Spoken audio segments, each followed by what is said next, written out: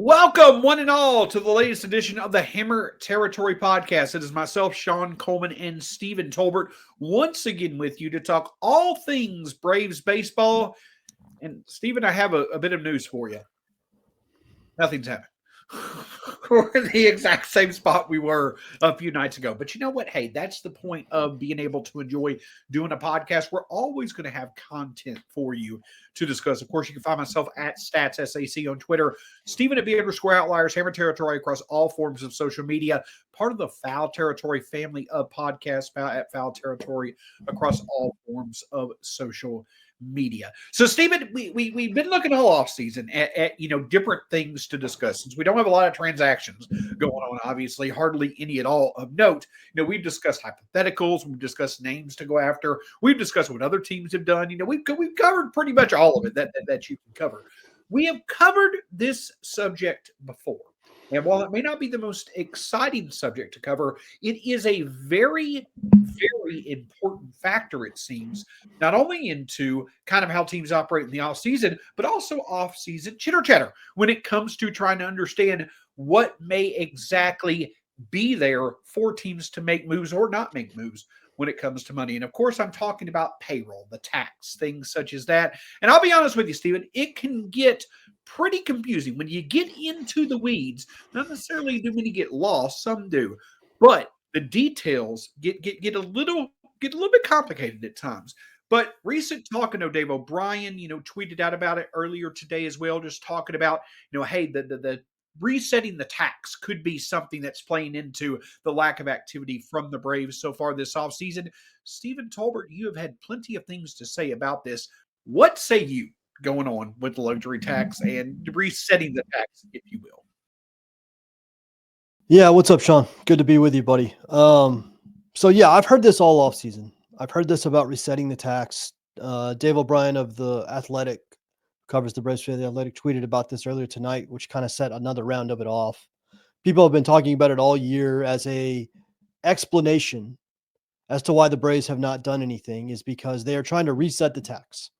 And what I wanted to do tonight for the first part of the show was to explain what that means so people understand what it is and to put some real numbers to it so that we have some actual context for what that would mean for the team. So the luxury tax is more complicated than the cash payroll. We've talked about that before. And I try not to do too many shows on the luxury tax because it gets kind of heady and I can hear people rolling their eyes, every time I start talking about it, because a lot of people don't care about the nuts and bolts of this stuff. But the luxury tax is essentially the collective average annual values of all of your contracts, plus some other things, salary benefits, your 40-man roster, arbitration pool money, stuff like that. That all goes into one number. And that number has to be with under a certain threshold or you get taxed. And that threshold changes every year. It goes up every year. This is a collectively bargained number. For instance, this year is 241. Last year was 234. Next year is like 248. So it goes up every year. It's part of the collective bargaining agreement. And essentially every dollar that you spend over that tax, over that threshold gets taxed. And that's important to remember, that it's not that you get taxed on your entire payroll. It's that you get taxed on your overages only. And that's an important part of this. But there are two escalators in the luxury tax. It's how many consecutive years you have gone over the luxury tax, and it's how far over the luxury tax you go. For tonight's purposes, we're only going to talk about one of those. We're going to talk about how many consecutive years you've been in the tax, because that is the only one that can be reset. And that's what people are talking about when they say reset the tax. How far you go over the tax is the same every time, no matter what. That can't be reset. The only thing that can be reset is how many consecutive years you're in and the penalties that come with that. So I'm just going to use an example. Let's say the tax threshold is 240 million like it is this year. And let's say you go over 250 million. Let's say you go over by $10 million. We're going to use 10 million because it's a very easy number to do. If it's the first time you've ever gone over the tax, right? If it's your first year going over the tax, then that $10 million overage is taxed at 20%. So you would pay $2 million in tax for a $250 million payroll. If it's your second consecutive year of going over, then that $10 million would be taxed at 30%. So you would pay $3 million on a $250 million payroll. If it's your third consecutive year of going over the tax or more, it stops at 3. That 10 million gets taxed at 50%. So you would pay $5 million of the $10 million overage. So that is the number that everybody is talking about. That is the end and the beginning and the end of what has caused all of this conversation, is that right now the Braves have gone over the tax 2 consecutive years. So if they go over the tax again this offseason, that'll be their third consecutive year, which means everything they go over, all of their overages would be taxed at 50% instead of 30% or 20% if they were to reset it. And I want to lay that out because I want to explain to people that it is a relatively small amount of money. Like if the Braves go over, let's say the Braves go over $20 million. If the Braves went over $20 million, then if it was their first year, if they reset the tax, they would pay $4 million because that's 20%. If it was their third consecutive year and they went over $20 million, they would pay $10 million. So the difference is $6 million between the bottom tier and the top tier. It's a very small amount of money for a $260 million payroll. And I want people to understand that because there's very little incentive to just fully resetting the tax in terms of the money you're saving, because it's really not that much money. I think there are people that think the tax is for your entire payroll. It's only the money you spend over the threshold. And so we're talking about, 1-2% of the entire payroll. So that's my first point, is that it's a relatively small amount of money. My second point is this: Alex is given one number and everything has to fit in that number. We'll use last year as an example. Last year, the Braves had about a $235 million cash payroll, right? They had a $235 million cash payroll last year. But because of the way their contracts were spread out and the AAVs of their contracts, their luxury tax number was like in the 270s, which was about $40 million over the tax. So they had about a $15 million tax bill last year. So they had a $235 million cash payroll and a $15 million tax bill. So total, the Braves spent about $250 million. And I bet you a decent amount of money. That was Alex's all-in number last year, was $250 million, because he had a $235 million payroll and he had a $15 million tax bill. And that's how Alex does it. He just gets an all-in number, and however it's spread out is how it's spread out. Like if it's paying the players or paying the tax, it just has to fit within that budget. So those are the 2 points I want to make. There's no reason to duck the tax, because all you have to do is just fit it in your budget. Like it's not like the ownership says you have $250 million to spend, but you can only spend that $250 million on players. You're not allowed to spend any of it on tax. That doesn't make any sense. He's just given an all-in number, and everything has to fit within that number. And it's not that much money that you're saving by resetting the tax. I really don't think Alex gives a shit about the tax. I don't. I think he just has to fit it within his budget. He's probably given a $260 million budget, and he has to fit all the players' salaries and any tax he has to pay in that number. And as long as he can do that, he doesn't care if they're the third consecutive year in the tax, the fourth consecutive year, the 12th consecutive year. I don't think he cares. And so all offseason, I've seen this, and it's just people talking about something that really does not matter that much. I really don't think this is an issue. There's just no reason for it to be an issue. It doesn't make any sense. It's, your first year over the tax, your fourth year of the tax, the difference is not that big. So it's a little rant. I'm not picking on DOB. A lot of people have said this. A lot of people have mentioned this. People have tweeted at us. Are they resetting the tax? Are they resetting the tax? The difference is just not that big. And as long as Alex can fit the total number within his budget, he doesn't care whether, 235 million of it is players and 15 million of it is tax or whatever. He's just got to fit it under his number. So I think it's something we can stop talking about because it's really not that big a deal. How's that New Year's resolution going for you? The fad diets or the BS resolutions are so out. How about just spending less on your wireless bill, Kratz? Mint Mobile to the rescue. Scotty, they've got half off their 3-month unlimited plan. That's 3-month plan for only $15 a month, baby. All plans come with high-speed data and unlimited talk and text delivered on the nation's largest 5G network. Switching is easy. They'll convert your current phone and phone number for you too. Switch to Mint and new customers can get half off an unlimited plan until February 2nd. To get your new wireless plan for just $15 a month and get the plan shipped to your door for free, go to mintmobile.com/territory. That's mintmobile.com/territory. $45 upfront payment required, equivalent to $15 a month. New customers on their first 3-month plan only. Speed slower above 40 gigabytes on unlimited plan. Additional taxes, fees, and restrictions apply. See Mint Mobile for details.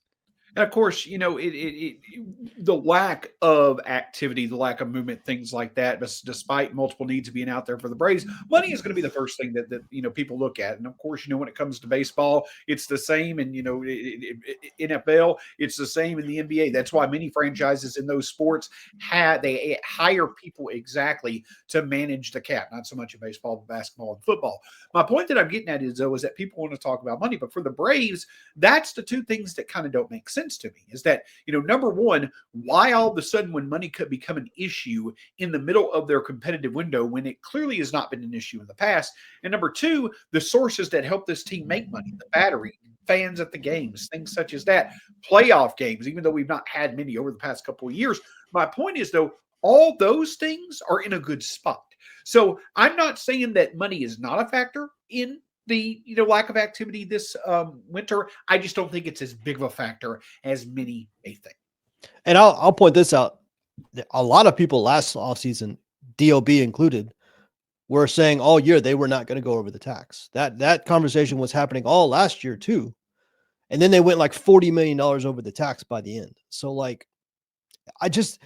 Alex just has to fit it all within his number. That's it. He just has to fit it all within his number.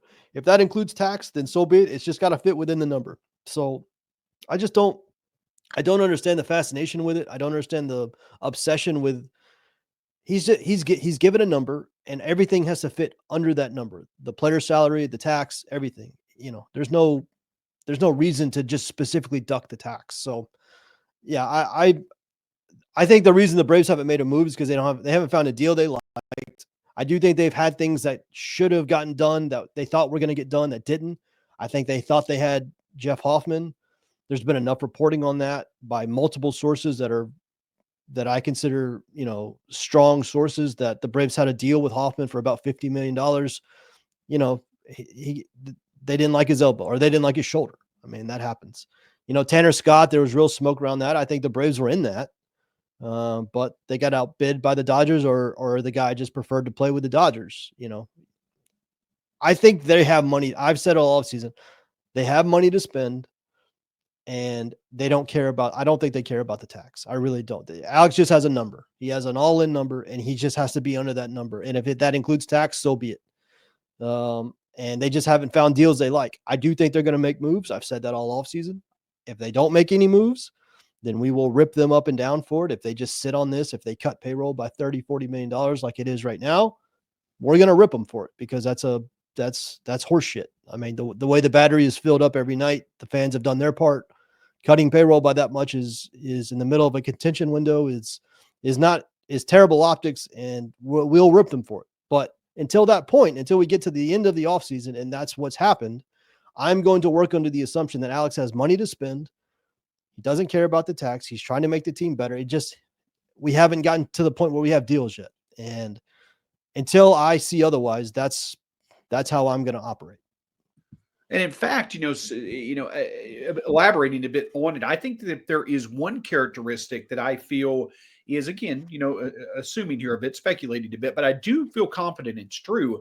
I feel like that one thing that Alex Anthopoulos is that he is someone who is firm and steadfast on the number that he will approach for a player.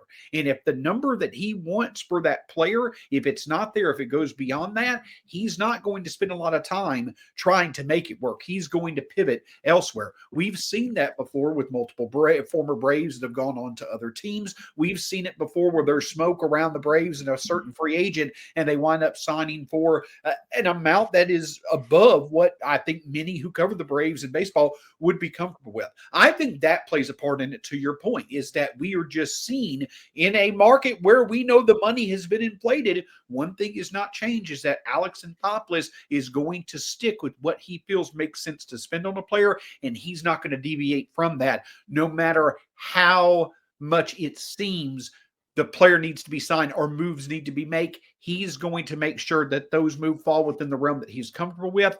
Whether or not you feel that that's a good trade of Alex or not, it simply is something that's been consistent during his time with the Braves. Yeah, and you can make the argument that that's a positive trait or a negative. I mean, we're not going to tell you how to think. Like, there are people that said, that he made, he drew too strong of a line in the sand with Freddie Freeman. Like, he should have been more willing to go up. Everybody's got their own opinion on that. There's people that said he should have been more willing to go higher on Max Fried or Dansby Swanson. Like, that's how Alex is. And on the whole, he's been right. I mean, he's been very good at his job. The Braves have made the playoffs 7 consecutive years. They won a World Series. They've won a pennant. Like, on the whole, you have to say he's been right more than he's been wrong. But you're right. Like, that's just how he is. They set a number, and they don't really come off that number for any reason. And if somebody else outbids them, they say goodbye to the player. And I've been frustrated. I thought they should have been more aggressive with Freddie Freeman, but they weren't. And that's just how they operate. But I also I think it helps them on cases like Dansby Swanson. I did not want to pay Dansby Swanson $180 million. I did not want to pay Max Fried $220 million. Like, on the whole, I think he's been right more than he's been wrong. But you're right. That's his way. That's how he's been since day one. And, it's probably not going to change at this point. I mean, that's just how he is. That's how they run their front office. And, I wouldn't expect it to be any different. Absolutely. And the thing about it is that, again, that in that sort of instance, the track record speaks for itself. And I feel like, people's opinions of that track record probably right now are a bit, how shall I say, a bit biased towards the negative because moves aren't being made at the moment. But I do think that overall, when it comes to the Braves being in the position that they want to be more often than not to start the season, they've been there every year. Now it's just the opportunity for them to close the deal a bit more often. But want to shift gears here a little bit because I want to, elaborate a bit more on something that we talked about on the last podcast, Stephen. And, we went into depth. I had mentioned when it came to, looking at our bullpen. You had made the comment that if we were to lose Raisel Iglesias for a long stretch this year, or if we were to see Raisel Iglesias regress a bit when it comes to his production, our bullpen would be in a pretty bad spot as it is right now. And I made the comment that, something that's a bit concerning is the fact that the Braves just have not had a track record of having reliable bullpen depth that they have grown on their end, homegrown bullpen talents. Now, that trait I think is true of most teams. But I bring this up because we got a question, over the past few days since the last podcast. We got a question in regards to another prospect. This question came from, looking it up right now, forgive me. This question was in regards to Nacho Alvarez, and it's from Bradley Cokes. His question is, why has there been little to no mention of Nacho Alvarez potentially being a clear option at the shortstop position for the Braves? Yes, he had a cup of coffee last year, and, it didn't go as well, but he's been considered a top prospect in the Braves system for a couple of years. Obviously, it doesn't take much, it seems, especially offensively, to be another option besides Orlando Arcia currently in the Braves mixture at shortstop. But, Stephen, what say you about that whole thought of why Nacho Alvarez may not necessarily be in the conversation right now when it comes to being an option for the Braves at shortstop? Well, I think the easiest answer is there's nobody in the organization, I don't think, that believes that Nacho long-term is a shortstop. Defensively, which is the first place you always have to start with this position. Defensively, most people consider him more of a second base type. There's a lot of Von Grissom and Nacho Alvarez, quite honestly. There's questions about the bat. There's questions about the defense. I think he got hyped up more last year, A, because he was having a really good year in AAA, and B, because Orlando Arcia was just in the dumpster for most of the year last year, and people were desperate for anything. And so the hype train kind of got out of control. Objectively, Nacho Alvarez is probably more of a second base, maybe even more of a utility bench piece on a championship caliber team. I don't know anybody, and I'm going to get your opinion on this in a second. I haven't talked to anybody that believes that Nacho is a long-term shortstop. Again, I think it's very similar to Vaughn Grissom, and I think I said this on one of our last shows. I think it's going to end up very similar to how Vaughn Grissom ended up, with him being traded as a part of something to bring something more valuable back, because the Braves just don't have a need for a second baseman right now. So, yeah, I don't think anybody views Nacho as a shortstop long-term, and that's the only place in the infield that the Braves have an opening anytime soon. So my guess is Nacho's going to get moved. I thought he'd be moved this offseason, quite honestly, try to take advantage of the value he built up last year in AAA. He still might. I would not be surprised at all if he was part of a Dylan Cease trade or something like that. But I just don't think anybody views him in the organization, around the game, prospect guys. I don't think anybody views him as a shortstop. And shortstop is the only place the Braves can upgrade on the dirt right now.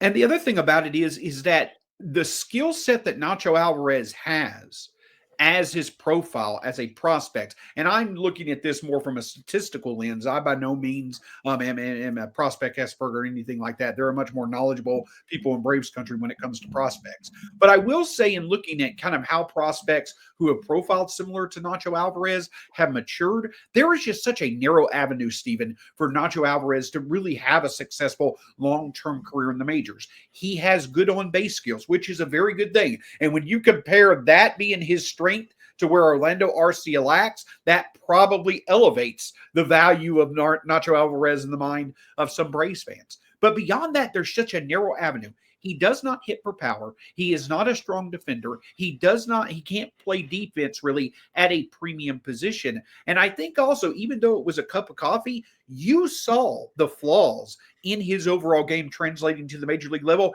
It didn't take long to see that they would be clearly evident. I know that he has good on base skills, but the problem is that he had very little production against fastballs, which was the most frequent pitch he saw. And so while he has good on base skills, pitchers are just going to throw heat at him over the plate with the confidence that he's not going to do much with it. So that type of profile just does not translate very well to the major league level. And that's why I think we got a bit of an indication that while many think highly of Nacho Alvarez within Braves country, that may not necessarily be the case overall when it comes to baseball. Yeah, again, it's like Vaughn Grissom, and Vaughn Grissom probably had more power than Nacho does, but the glove's not good enough to play short, the bat's not good enough to play third. You're kind of pigeonholed as a second baseman. There might be enough athleticism to play left field, but again, you got to have a pretty good bat to play left field. The arm's not good enough for right field.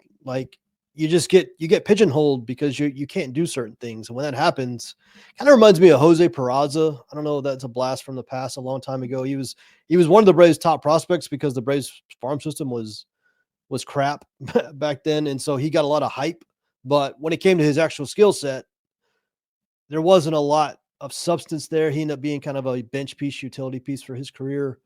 I kind of see Nacho going the same way. I think he could be a decent utility guy, bench guy. If he can get second base, if he can really get that position down and play it well defensively and run, kind of an empty batting average or not a lot of power, you might be able to carve out a career as a second baseman somewhere. But yeah, I mean, this is not like a premium. Baseball America just released their top 100 and Nacho wasn't on it. So this is not like some premium prospect that has to have a place to play.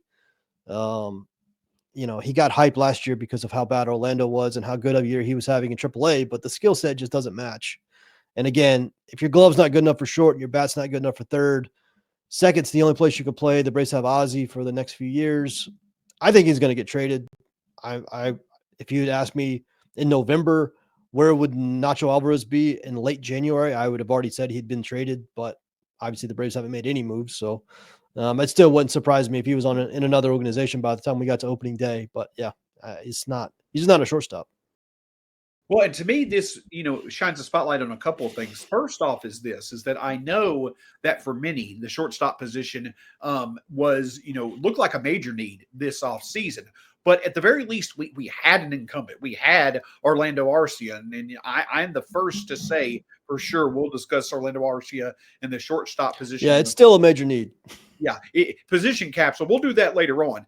But the point is that they're not going to have anybody a year from now. And if Nacho Alvarez isn't viewed as a shortstop, there's nobody in the pipeline as well. The point that I'm getting at is that the talk about the shortstop position is only going to continue to grow, because I don't think the Braves view Orlando Arcia, even if he has a year like he did in 2023, don't feel that they think he's the long-term answer. So it's likely they're going to have to figure something out going outside the organization within the next year. That's on top of, again, what they're having to feel when it comes to their needs this season. So I think that that's something else. We know it's kind of like a year ago when we were talking about more than likely we were going to see Max Fried, leave. We're going to have to figure out how to potentially find another ace. Thankfully, Spencer Swellenbach, Renato Lopez, Chris Sale, those helped out on that end. I don't see that type of success happening over the next year for the shortstop position.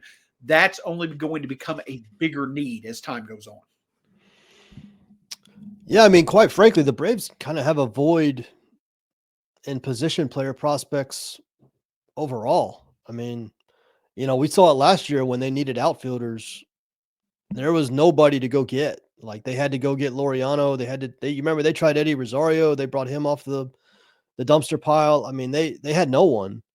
And I'll make this point, and I've thought about this before. So the Braves had a 3 to 4 year period where they were not allowed to sign international free agents. And that was from like 2017 to like 2021.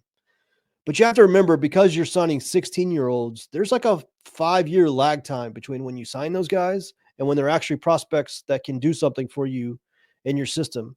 And so the penalties were from 17 to 21, but we're right now in that lag time where we're feeling the lack of international prospects in the system because they couldn't sign them 5 years ago.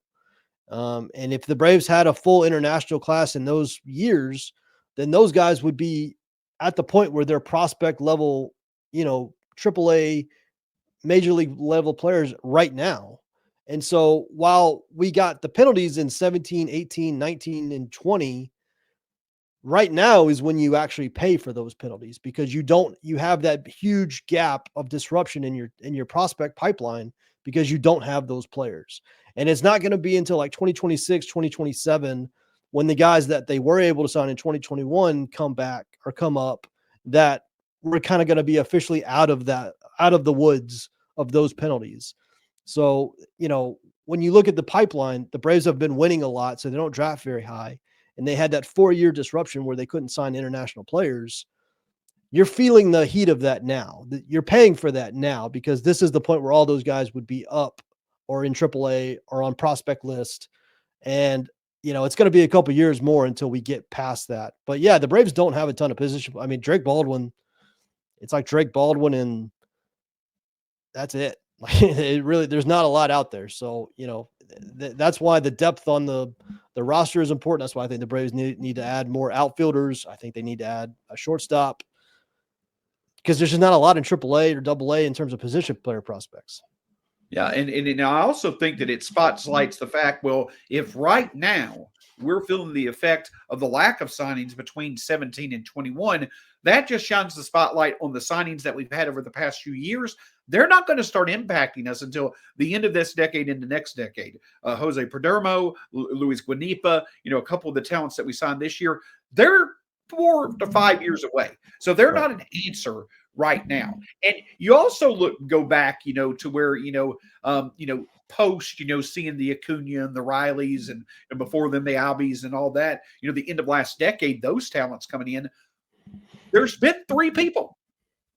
Shea Langeliers, whatever you want to say his last name, drafted 9th overall, I believe, in either the 2020 or 2021 draft. Him and Braden Shoemake were drafted both in the first round that year. Shoemake didn't pan out. Shea got traded to the A's in the Matt Olson trade. He's worked out, I guess. He had a pretty decent year last year. Of course, William Contreras has been great for Milwaukee. And at the time, I think, it was, at least sensible to trade him for Sean Murphy. And then you got Michael Harris. The point that I'm getting at is that when the Braves have, they've hit on a few, but those depth pieces, though that depth that you can rely on in the case that maybe a player that you bring in doesn't work out, or having multiple options that are at least notable where someone could work out better than you would expected, it's just not been there. And it goes back to your point, I feel, about the lack of depth that has been created from not being able to sign those international talents. And that brings another point in that's kind of how, and we're going to, we'll have a special guest on here over the next week who I talked about this with, last year.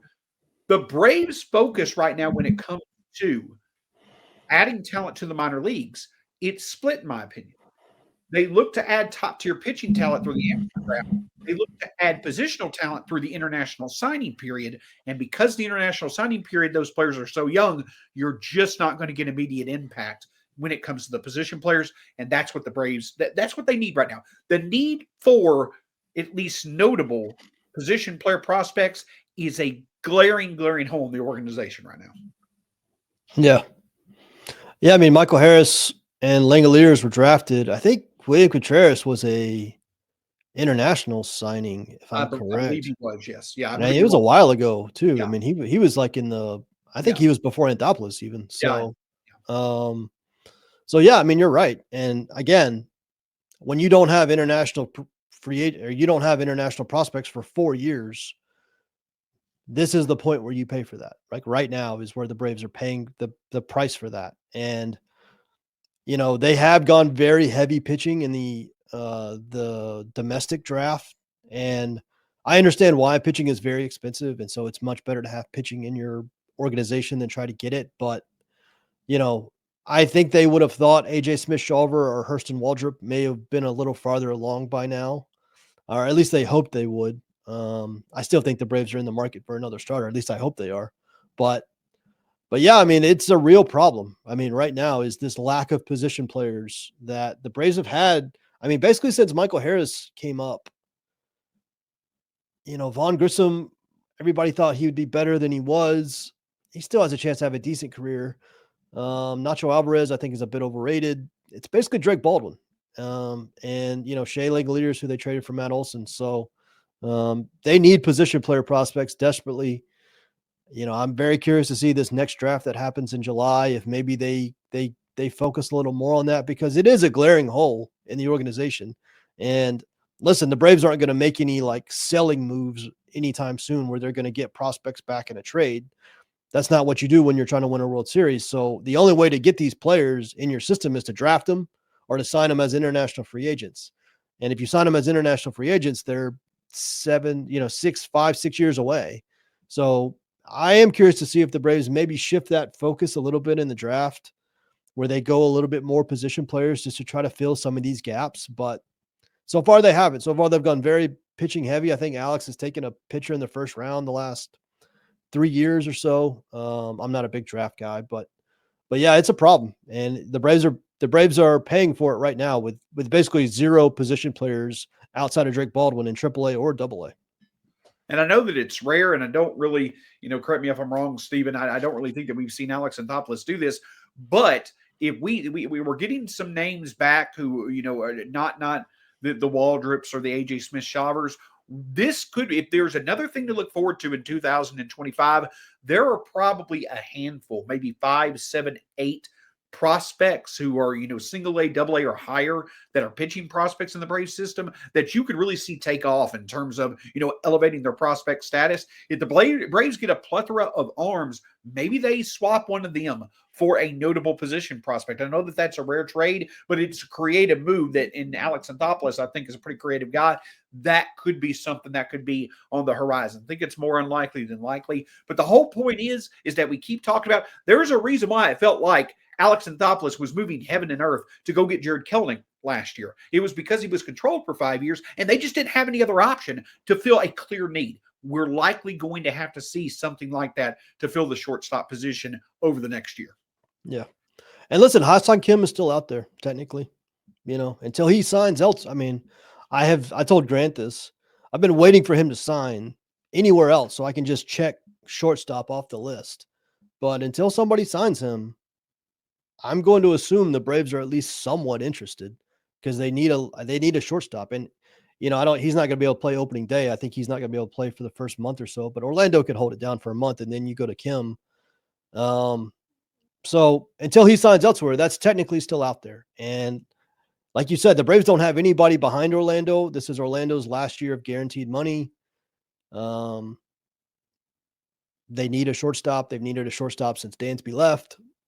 It wouldn't surprise me. But yeah, the lack of position player prospects, Nacho and Vaughn Grissom both got tagged as big time prospects. But again, that was because of the lack of prospects the Braves have in their system, quite honestly. And I think both guys have kind of shown that. So yeah, they need something. And the Kelnick move was almost certainly a desperation to try to get some outfield depth, some young outfield depth somewhere, because the Braves don't have any outfield depth either. They don't have any third base, shortstop, outfield, first base. I mean, they just don't have position player depth in the mind. They don't have top prospects.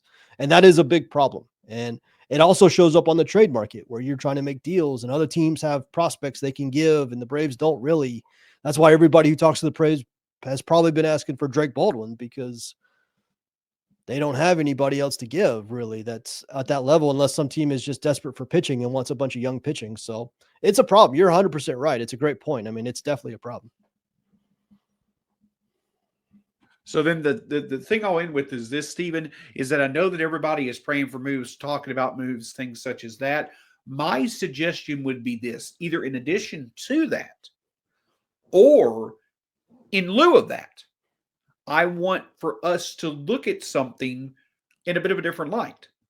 I'm going to be wishing, doing whatever you need to do to hope for the best.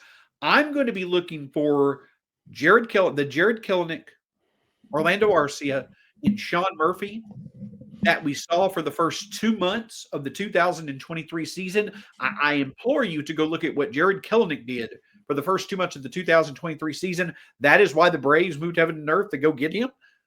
If we could get those three returning to those two to their forms for those 2 months of baseball, we'll be perfectly fine. And I'll say this about that. Shawn Murphy has a track record of like 5 years of being a really good player. So Jared Kelenic and Orlando Arcia don't. Like, neither one of those guys has a significant track record of doing anything. Like, I have way, way more confidence in Shawn Murphy bouncing back without a strained oblique and missing 2 months of the season. I just think Orlando Arcia and Jared Kelenic aren't very good, quite honestly. So I would love the Braves to go add another outfielder and add a shortstop if they can, because you don't know what you're going to get from Ronald. I don't think Jared Kelenic is very good, quite frankly. I don't think Orlando Arcia is very good. I would love that, but there are needs at the pitching side too. There are needs in starter. There are needs at reliever. So at this point, I'll take anything. But yeah, I mean, not having any sort of options in the minor leagues for left field, for shortstop, for third base. I mean, you saw it last year when guys got hurt. The Braves had nobody to call up. Like, the Braves had to go get Gio Urshela because they had nobody. They had to go get Ramon Laureano because they had nobody. It's a big deal. It really is a problem. And that's why I think the Braves need to go get another outfielder, because if it happens again, they're going to be in the same spot they were last year where they're having to go get guys off the dumpster pile. So go get some outfielders, go get a shortstop. It would make our lives so much easier, not only on this podcast, but the team would be better. Go do it. I'm all in. Go do it. Just every podcast just takes that full vicious circle, Stephen, to coming right back to the same point. Just do something. Just Stephen, do something. Anything else from you as we wrap up this edition of the Hammer Territory podcast? I want to make the point one more time. The luxury tax is not as nearly as big a deal. Resetting the luxury tax is not nearly as big a deal as people think it is. The amount of money you save by resetting is very small. There's almost no. Alex just has one number, and he has to fit everything in that number. Like, he doesn't care if $15 million of it is tax. It doesn't matter. It just has to fit in the number. Stop worrying about whether or not they're resetting the luxury tax. It's not that big a deal. It's a very small amount of money they're saving by doing it. It has very little impact. The amount it gets talked about and the amount it matters are not equal. So I just don't worry about it. It's not a big deal. I want that to be the final statement on this show. The luxury tax, resetting the luxury tax, is not that big a deal. But you know what is a big deal? is that we're going to continue churning out content as this offseason goes along. Moves or no moves, we're going to make moves ourselves, and it's going to be to the next conversation. Of course, you can find at Stephen Tolbert, always good for a conversation, on Twitter/X at B_Outliers. My name is Shawn Coleman at Stats SAC. Foul Territory at Foul Territory across all forms of social media, at Hammertory across all forms of social media. It is always a pleasure to be with you. Until next time, moves or no moves, go Braves. We will be here to cover it all for you here on the Hammer Territory Podcast.